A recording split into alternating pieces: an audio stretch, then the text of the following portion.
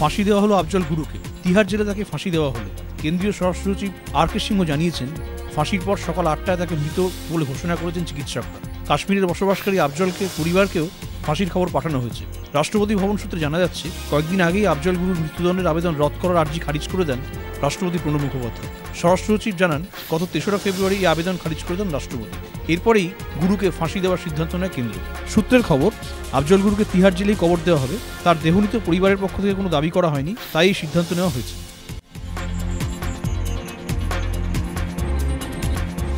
ফের বিতর্ক, ফের অস্বস্তি বাড়ল সরকারের। বিতর্ক উস্কে দিল একটি পদত্যাগের ঘটনা।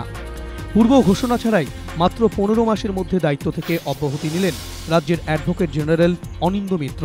মহাকরণ থেকে দাবি করা হয়েছে, রাজ্যপালের কাছে চিঠি পাঠিয়ে পদত্যাগ করেছেন তিনি, কোনো কারণ দেখাননি। অনিন্দ মিত্র স্থলাভিষিক্ত হয়েছেন বিমল চট্টোপাধ্যায়।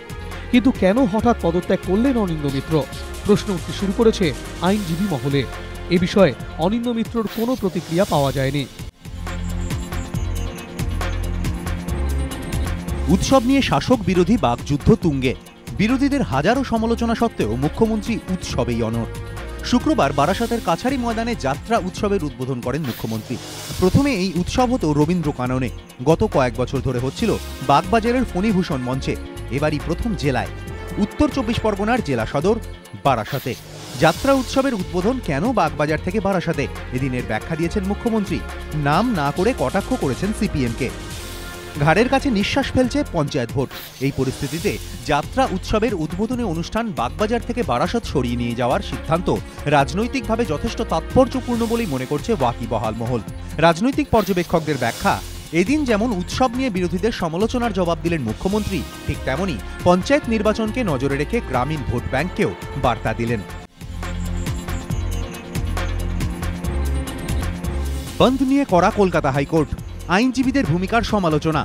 অন্যদিকে সর্বোচ্চ আদালতের নোটিশ রাজ্যগুলিকে, 20 ও 21 ফেব্রুয়ারির বন্ধকে অসাংবিধানিক ঘোষণা করা হোক। সম্প্রতি এই আবেদন জানিয়ে কলকাতা হাইকোর্টে জনস্বার্থ মামলা করেন আইনজীবী ইদ্রিস আলী। সেই মামলার প্রেক্ষিতে কলকাতা হাইকোর্টের প্রধান বিচারপতি অরুণ মিশ্র ও বিচারপতি জয়মাল্য বাগচির ডিভিশন বেঞ্চ এদিন বলে, কোনো আইন নয়, বন্ধ ব্যর্থ করতে পারে মানুষের সচেতনতা। বন্ধ মানেই কর্মনাশা দিন, নষ্ট কর্মদিবস।